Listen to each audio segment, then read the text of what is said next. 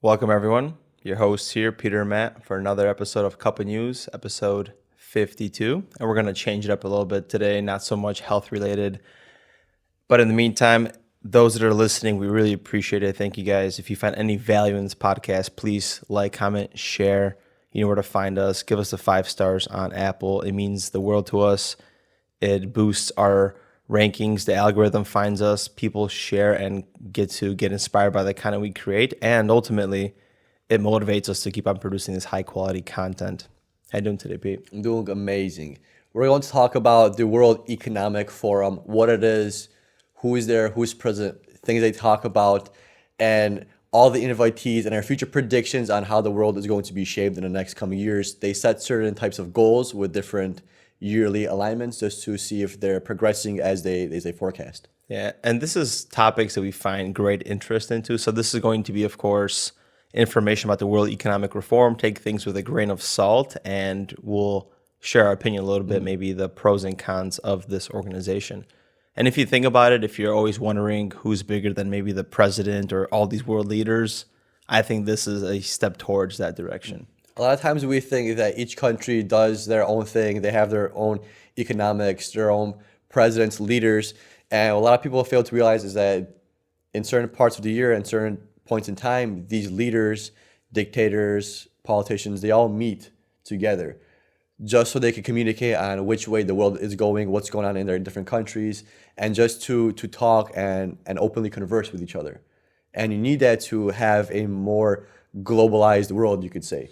Because if everyone's doing their own thing and we're not speaking to each other, then we can't move forward as a true society. Yeah, so WEF's, their mission is stated committed to improving the state of the world by engaging business, political, academic, and other leaders of society to shape global, regional, and industrial agendas.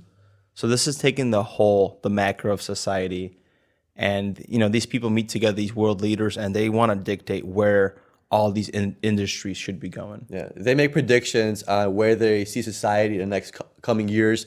They look at up and coming technology. How have the goals changed from, let's say, 2020 to now 2025? What are going to be the new goals for 2030, and so on and so forth? And then are they meeting their prior goals? Were the 2005 goals met? Were the 2015 goals met? The 2010 goals, were those hit, and why weren't they? Yeah. And it's crazy because you have all these powerful people that meet together, and they're the ones leading these breakthroughs in technology. So they have a very good idea on where we're progressing as humans. But the thing is, they also have that goal of making the most money, right? Because there are also people that have ties with different companies. Large corps. Yep. And if I'm the one that has an industry based on the creation of batteries, I'm going to want to push the world economy towards electricity and batteries. Right, so there's always that kind of agenda happening as well.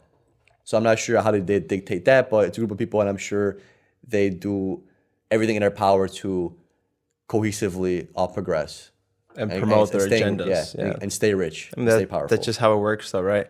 So these people annually meet in January at the Eastern Alp region in Switzerland. Over 3,000 people and business leaders, international political leaders, economists, celebrities, journalists. They discuss these questions and this future agendas for 5 days across 500 different sessions. Yeah, it's in Davos, and I'm not sure if you've seen pictures of it, but the place is beautiful. It's like a giant ski resort. It's like a crazy place to go to, and not a lot of people get to visit it. It's very secluded. I mean, you have to be a powerful person in the world to get an invite to a meeting like this. Yeah, and some of the people that we seen online that have attended this, Donald Trump. There was a vice premier of the People's Republic of China. We had even actors like will.i.am, Deepika Padukone, an actress. It's just very powerful people, and this is all available online. You just have to look it up. Just look up people that have attended this World Economic Forum, and it tells you. Even Andrzej Duda, the president of Poland, was one of those. And Poland has been pretty progressive with things as like a country in Europe. Actually, they're very not progressive in that sense, but they're progressing economically. Yeah, I'm saying, but not socially, you could say, because there's a lot of problems going on in Poland with progressiveness. Yeah, one of the things that they assess based on our 2020 global risk assessment of likelihood of things happening that could endanger society as a whole. So one of those things were extreme weather being one of them, and climate change failure, which we know in news and everything else, climate change is a huge topic that's being pushed. Natural disasters, biodiversity, human-made environmental disasters. So this is all going on the list. And then data fraud, cyber attacks, water crises, and global governance failures. Yeah. So this list shows you what's going to happen in the future. The catastrophes. We're worried about these main issues, and like Matt's top 3 are extreme weather, climate action failure, and natural disaster. So it's all climate-related issues, all weather, all things that we're going to say can be controlled, and that's what you're going to be seeing in the future. That's what they're predicting. And one thing we should also look at is what they were predicting like 2015. We can take a step back, look like that. No, we we should maybe for the future, just because we could see if the plan went through or if they failed, because they make these predictions all the time. Yeah, and this was already founded like in the 1980s. So this organization has been around for a while. Yeah, and you can see even on TV that there's this giant push for climate change. We got to change the way we manufacture goods, the way we manufacture food, the way we change everything that we have as standard, because it's impacting the environment in some kind of way.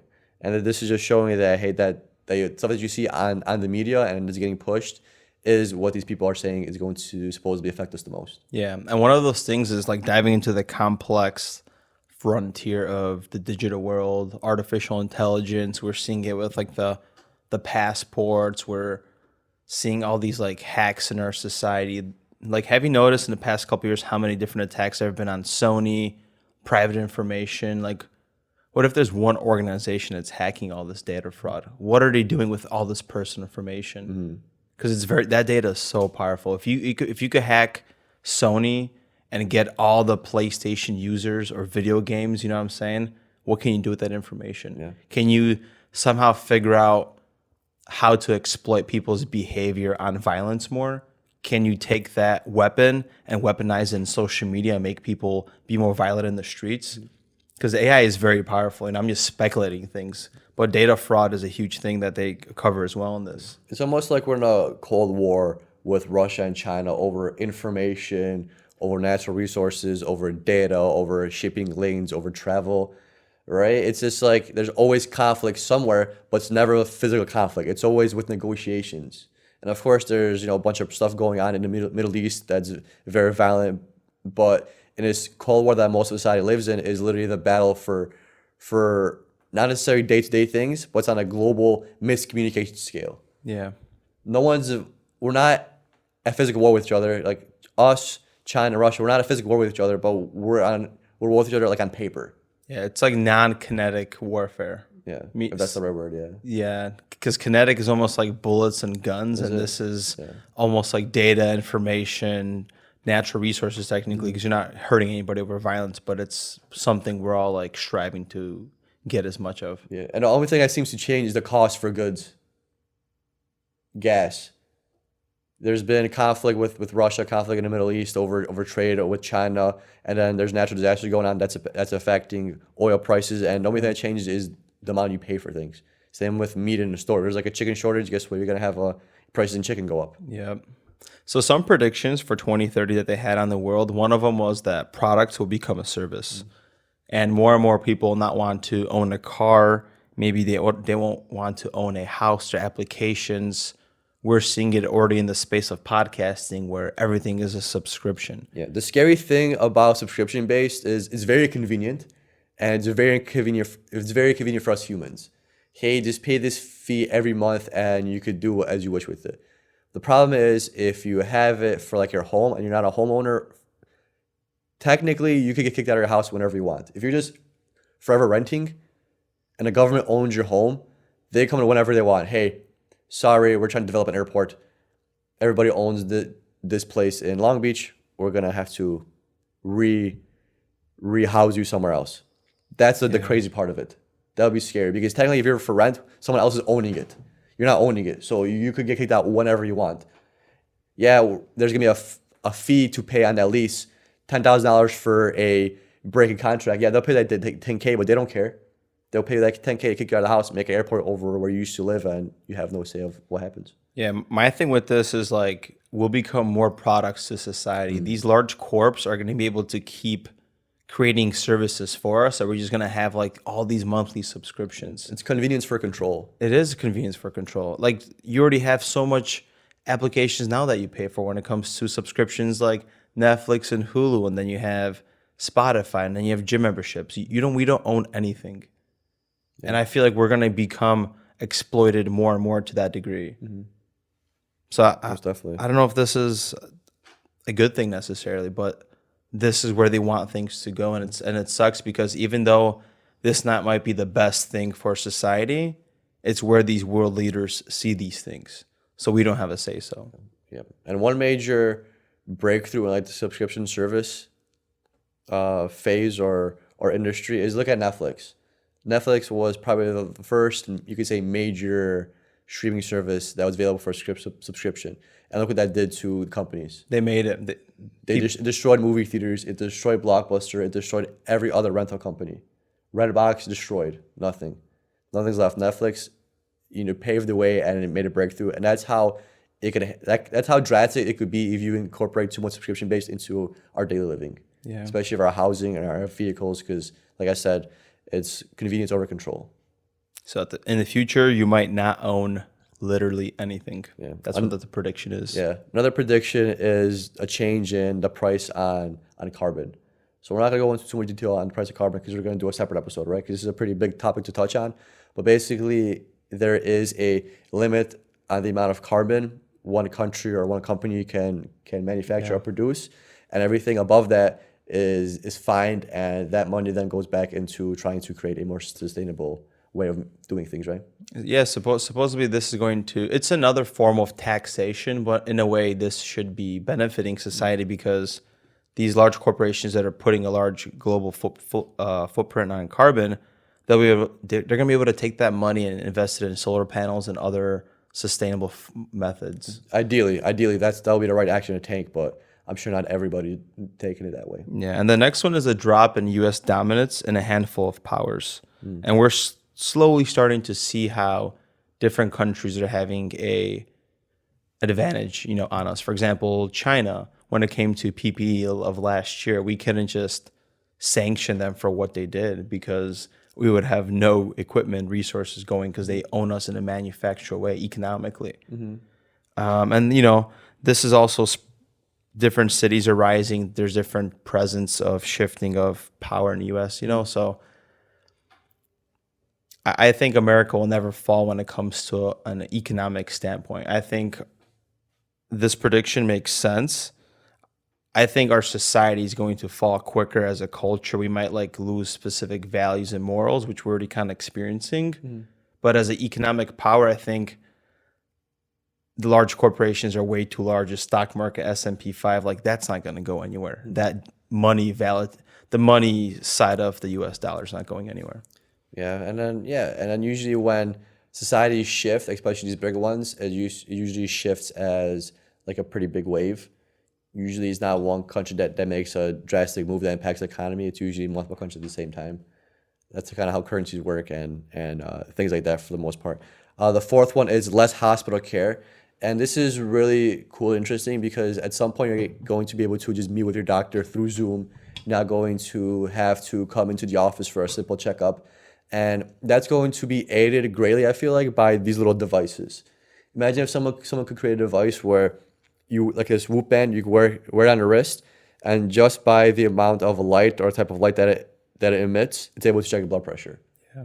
Imagine if you're able to have something that goes around your wrist and it's just using light to track your blood pressure. Yeah, and it's going to create incentives for people to get motivated and get healthier because you might have lower premiums, for example. Yeah, Matt and I were actually talking before this episode about the power of emotion, and it actually pertains to this economic forum because in one of their writings, because they released a lot of writings, and they said the best way to elicit change on someone is to use emotion versus statistics. It said that emotions was a better way to bring about an action you want of somebody else than statistical data. Yeah, we should mention that this was written in The Great Reset, which is the owner of the organization wrote a book about COVID-19 and how it's the great reset and how we should take advantage of this Last year, right? crisis. In Last 2020. year, July 2020. Yeah, that's literally what he said, that their research shows that it's easier to manipulate, to change somebody's opinion by using their emotion instead of numbers. And that's all mainstream media did. Like I don't want to even bring examples because it's just going to put us in a tangent about politics or whatnot.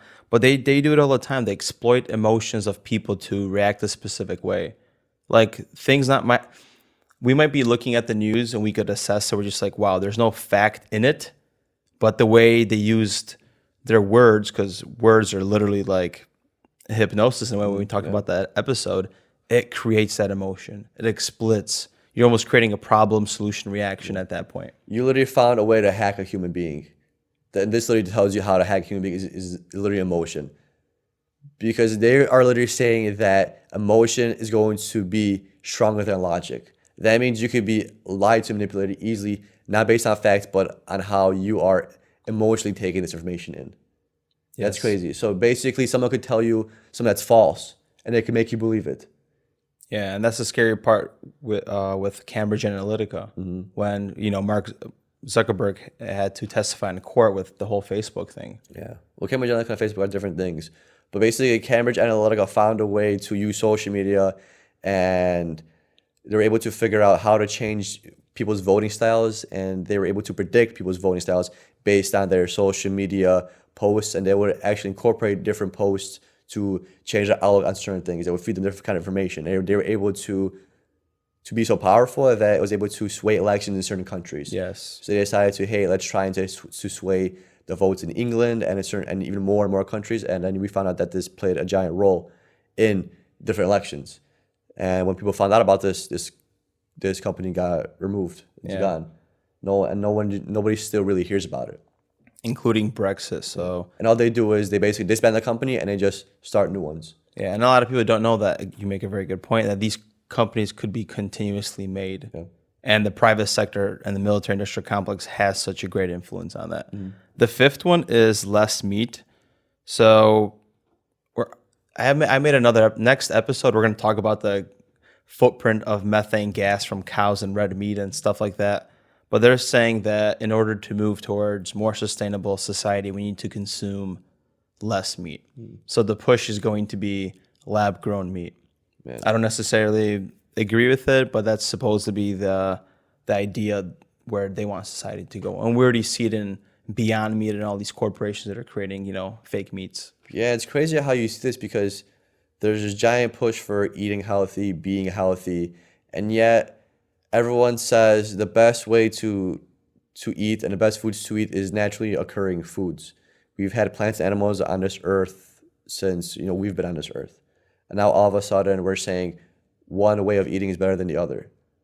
It doesn't work for everybody like that. It doesn't. And that's what precision medicine is. Yeah. Everybody has a specific way of eating. So why are you going to all force us to just not eat meat then? Yeah. Are we all going to be eating the same looking foods all the time? Because is it going to be like a one bowl of like oatmeal that has all the things you need for breakfast, and we're all going to be eating that bowl because that bowl's said to be the healthiest thing for you? Yeah. Imagine that. What are we like? I don't know, animals? Technically we are animals, but it's not how we should live. I agree with you, man. I agree. Mm-hmm. Yeah, it's interesting concepts to think about. And it's like, how are these people looking at us in the World Economic Reform or anywhere in society? Are these super elite people looking at us like that we're just an ant in an anthill and we're just one of them? And they're the humans that looking at us and are just deciding things for us? Yeah. I don't know. I hope these people have great, values behind them and positive energy and don't have those, how you like look at conspiracies or movies or like you think about like secret societies, you think there's these evil people in wardrobes or doing shit. Is it like that? Or are they genuinely want to progress society in a good way? I hope it's on that side, but we don't know. Yeah, we don't know. It could be a little bit of both, and they could just be arguing. Like who knows? It's always that. See, with humans, we're always fixed on the good versus evil all the time about everything. There's always 2 points to every argument, and it's always brought up in every lecture, every story, every political debate. Someone's bad, someone's evil. My ideas are good, your ideas are bad. Yeah, that's a duality. Yeah, duality of society. But it's not always like that. So number 6, The sixth prediction for 2030 is that the refugees will be CEOs and be able to make a bigger impact on our futures. So you've all heard about the big crisis in Syria and in different countries where people are literally escaping their countries, their dictatorships, their political regimes, and they're leaving. So Syria was one of the biggest ones where they were leaving their country because they were just so oppressed. And most of them were younger people and didn't even really fully understand the situation. Maybe they did understand the situation, but were too young to do anything about it.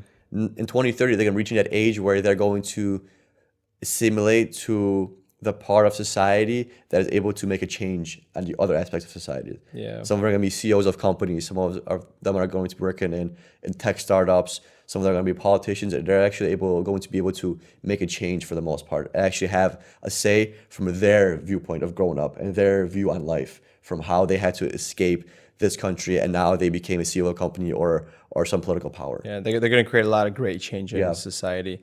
The seventh one is that Western values will be tested, and I feel like that's already happening on a large scale now with what's happening post-pandemic.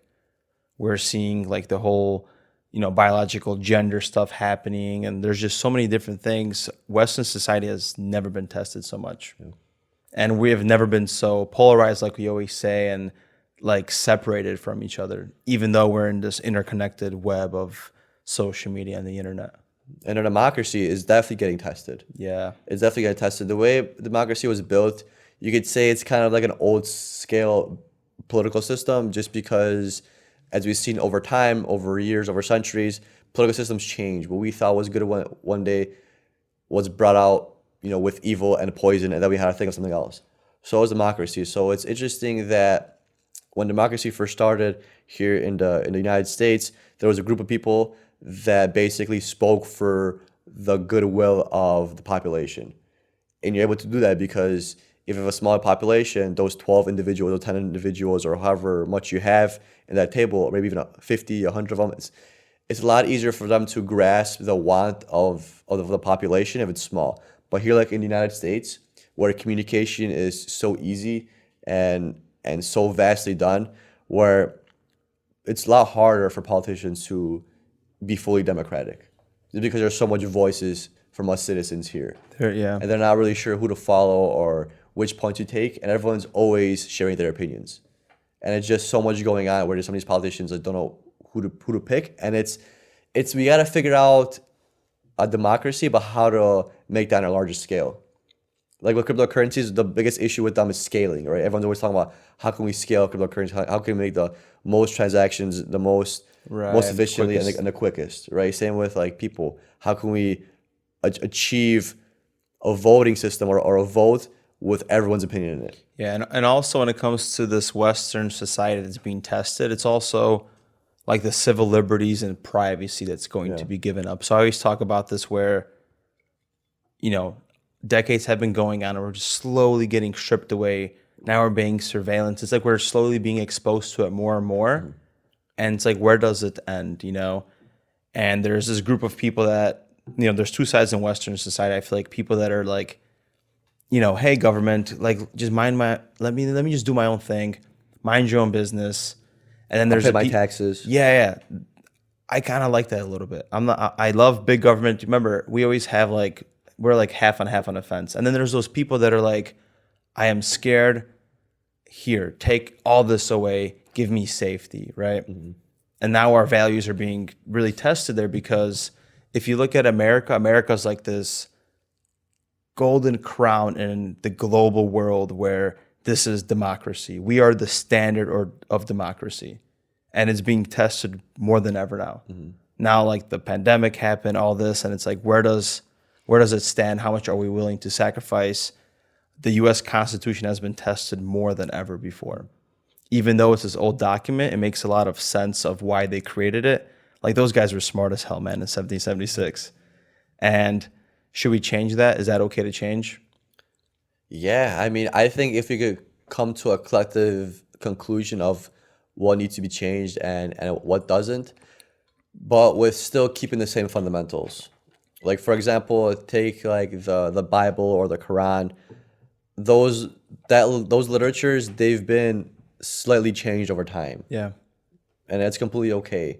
as long as that's understood and an agreement that it's okay to be changed, but it still has to keep the same theme there. Has to have the same idea. When, for example, the Constitution says right to bear arms, we shouldn't change it to right to, or we shouldn't completely omit that because people are getting murdered or whatever. Right. Right. Maybe you could figure out a way to change it where, like we have now, where I could have a gun, but there's no need for me to have a rocket launcher. Right? Makes sense. Yeah, it We does. could, majority of us could agree on that. You don't, if you're a public citizen living in a suburban area, there's really no need for you to own a rocket launcher, or even in the city. If you're living in downtown Chicago, you really don't need a rocket launcher, right? It's safe to say that's probably more military, but maybe you want that, some kind of a pistol or some kind of a handgun, right? And that should be okay. And there's just some people that completely don't believe in, guns. And look what's happening like in, Western Valleys. We're talking about them. I want to go into 8 too. And it's like there's more and more violence happening in these larger cities. How are we going to solve this? By just taking away everybody's guns away? Do you want us to start fighting with bats and knives now? Is there more violence, or is there just more reporting of it going on? There's a lot more reporting of racial violence, right? Those are the main stories. But I think overall violence has been on the up and coming. Yeah, I'm not sure what the numbers are. I know in Chicago, it's caused a roller coaster. There's been a few years where it was slowly going down, and then it went right back up. And now I don't even know what's going on in Chicago. But I feel like in general, isn't the world getting safer over time? I don't know. I'm not going to talk on my ass right now on I this think one. it is. I think it generally is getting safer over time. It's definitely safer where you're not waking up every single day and you don't have to worry about a Viking burning down your village or whatever, and you're running away because your village is getting burned and people are getting murdered that right? Yeah. So we've moved away from that. We're a lot more of a civil society. Overall violence trends, I'm not sure if you're looking that up, but I'm looking it up right now. okay, I'm listening. I'll bounce to 8 really quick, which is their next prediction is just moving closer towards Mars. So we're seeing all these advancements that China, America are launching not missiles, spacecrafts into space, and we're landing the helicopter. So we're exploring that. I think 2030 is not going to be 10 years for rocket advancements. We'll see. 10 years? Yeah, that's a pretty fast goal. We'll see how much we can inhabit, because you have to find out how you can maybe raise the temperature of Mars collectively in order to maybe melt the water and start having an atmosphere. Can you create an atmosphere on Mars? How's that going to work? So there's still so much we have to figure out on Earth before we tackle another planet. Yeah, that's the thing. But I think we'll definitely figure out the exploration part where we're going to create rockets that are sustainable or reusable, where we could have a base on the moon and explore. I think we're going to slowly start becoming more intergalactic in the future. But when it comes to inhabiting another planet, that's going to take some figuring out. I understand, and I could vouch for people that say that going to Mars is a waste of time, or going to space is a waste of time. We're devoting too much research and resources for that, because we could be figuring out how to make a more sustainable habitat here on Earth. We could have figured out how to make humans or have humans live in a desert by changing the environment, the climate in there. Like imagine but this is kind of messing with the world itself. But still, we could be still doing things like this where you design like a giant bubble, and in that bubble you have certain homes, like a city, things like that. I mean, but with it's almost like a thermostat in this bubble. Yeah, if you think about it, China for the Beijing Olympics in '08 was using weather modification to make sure it's sunny. Or they're trying to increase rain in general in specific regions. So they're already doing something close to weather modification, basically. Yeah, it's crazy how they probably can't modify it on like a worldwide scale, but they can modify it in certain locations, certain regions. I know when the tsunamis hit, it was out in India, and Katrina in United States and in the South. A lot of conspiracies out there were saying that this was a man-made to change some outcome or to do some funky stuff with the financial system. Interesting. So the next part of this is going to be something that the owner wrote from the World Economic Reform, and he titled the book, he released it in July 20, called The COVID-19, The Great Reset. And this was a blueprint of how we should take advantage of this crisis to reset the world. and it's in different parts, economically, industrially, and we're already seeing these changes. And it's interesting what he mentions here, and it's kind of scary because I think post-pandemic we could move towards a better society, but I feel like it's getting merged closer with artificial intelligence, and we want to become super intelligent and advanced as a race. So we're having this merge with robots and machines more and more, like our cell phones, AirPods, all this. But isn't necessarily a good thing, because we have cell phones and we thought it's gonna make us more connected, it's gonna make us happier. But now we're seeing kids, be more violent, commit suicide. There's cyberbullying, there's depression, anxiety, all this stuff stemming from cell phones and all these algorithms that exploited our behaviors for being the products on this app or this cell phone. If we're going to merge closer towards robots or virtual reality, whatever the case might be, is it going to get better if it didn't get better now? So are we just going towards and digging ourselves a deeper hole in the wrong way? And we're really missing the point of how we should really be living as humans. But we don't see that other side of reality, because you have these people that meet and decide this is how it should be, and this is the only vision that we see of the future. It's wild to think about this. Jeez, man, that was a great thought there. Yeah. One of the goals for China by 2025, they want to make AI and autonomous machines, robots, do a majority of their manufacturing and industrial work.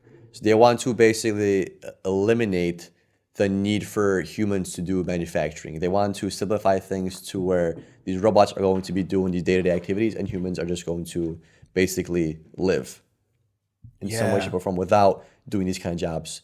And the crazy thing about it is, what else would we do as humans? What would be our goal if one job is already filled? If you don't own anything, you just have to be more of a product. Yeah. Because all these corporations always have profit. So the more they could exploit from you, it's like Apple. Now they got you on the watch. Now they got you on the headphones. Now you could key tag your items. Now you got the cell phone. It's just creating more products. That's why I love that we're going towards better knowledge and it's going to be easier to figure things out. But is it the step towards the right direction? I think it is. It's going to benefit us. It's a step in our own direction. As humans, we're continuously evolving, continuously changing. And we're always, you could say, improving our day-to-day life and our technological advances. We're always progressing as humans. At one point, there was no fire, and we created fire. At one point, there was no tools, we created tools, and we keep advancing. And it's almost... But is this the right tool, is my question. There's no right tool. That's just how life moves on. It just depends on the way people use it. Like, we could have used cell phones in a completely different way, but who knows what that way would have been. What if that way was worse than how they ended up? So my question is can robots replace every single function possible? Are they going to map, basically these people are obsessed in mathematics and algorithms, and they think they could map everything possible, replicate anything possible human, including consciousness. But that's just an assumption, because these people think that everything in the universe is measurable. And they think that everything is knowable, therefore everything is controllable. But what if that's just like a metaphysical ideology that they have, and that's just not the truth? But that's just their theory, and that's just where we're going with it.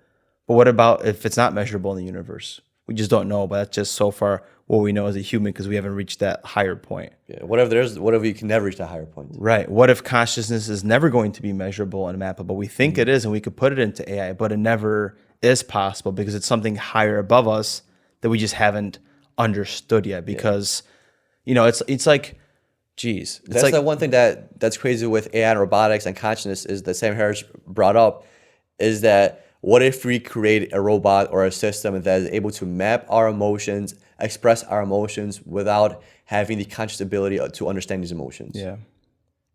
Where they could feel sadness, but they don't care about sadness. It's just there.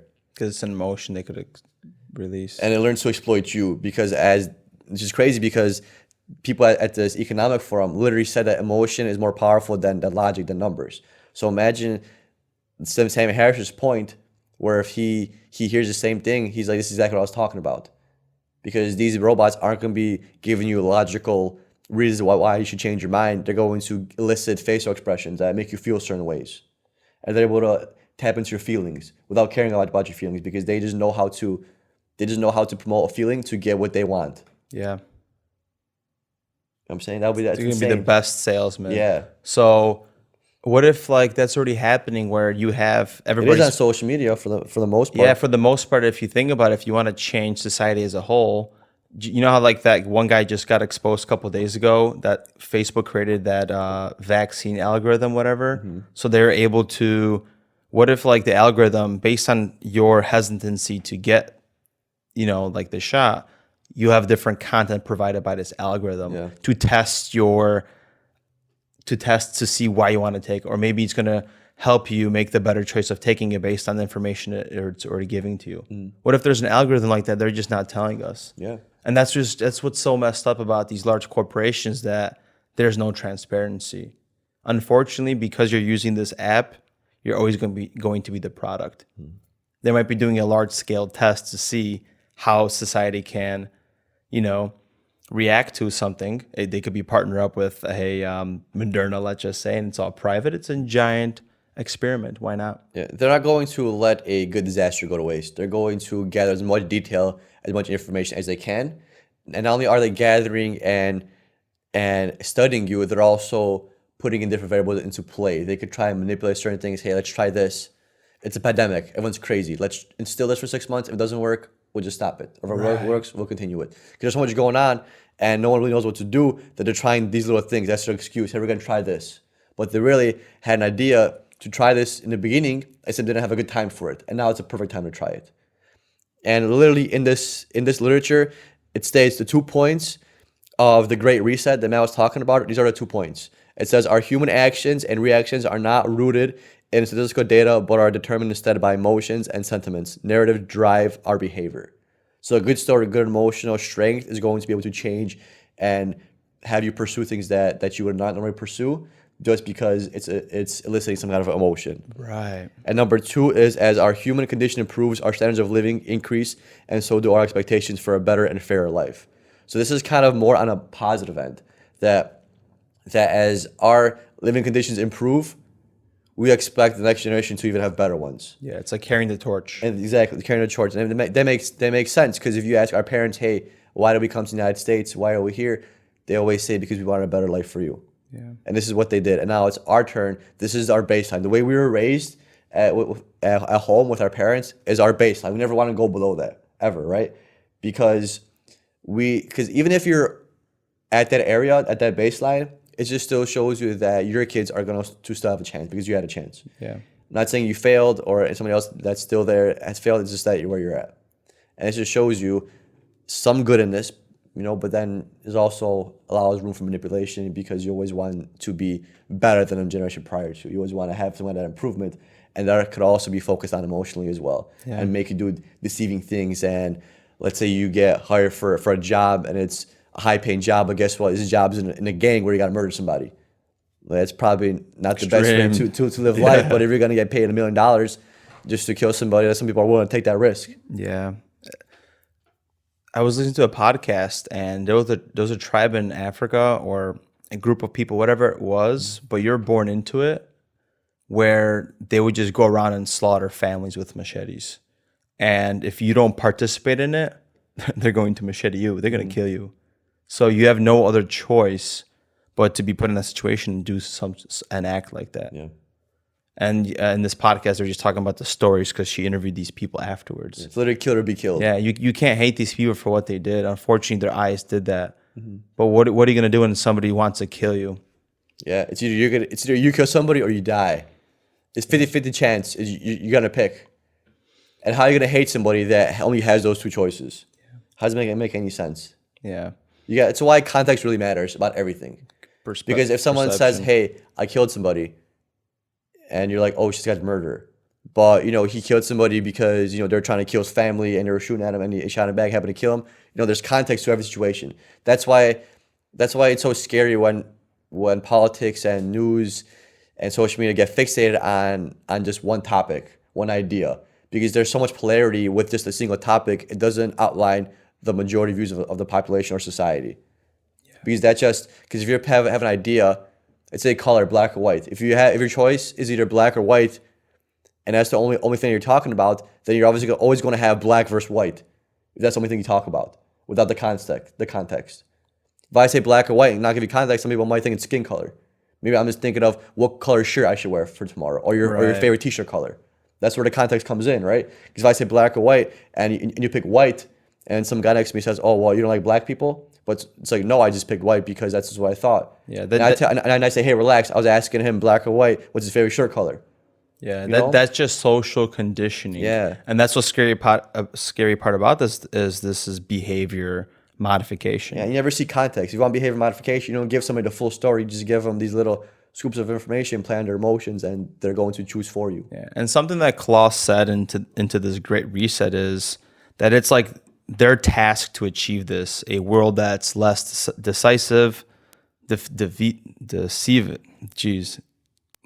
polluting, less destructive, more inclusive, more equitable, and fair than pre-pandemic. So they're not going to let this advantage, they're going to take advantage of this fully. And we'll just have to decide of where things are going. Are we going to be more selfish as a society post or, more positive? Yeah. Yeah. So we'll see if these goals get hit. And if you guys know anything about the World Economic Forum, drop a comment. Let us know if you ever did some research about it or you have something to say. Let us know. And I just wanted to mention one thing that Klaus, like his belief and his philosophy is in transhumanism. So he believes in the movement that advocates for predicting and enhancing human condition. And this is what I wanted to say is that as a whole, is that the step towards the right direction? Mm-hmm. Who knows, man? There's so much directions. Just because somebody believes in one way doesn't necessarily make it true. And just because they have power doesn't mean they're bad. The whole world's a trip. It could be a simulation. It could not. We could all wake up one day and be like, damn, that's a pretty cool game. Or damn, it's been, just a dream. You never know what's out there. We don't know. Yeah. But we're all just born into this world and we're just given a name, a religion, a color, and you just kind of roll with it. Yeah, and do the best of it. The human experience is crazy. Yeah. Be well and do what you can with what you have and just try and improve and try to push society in the right direction.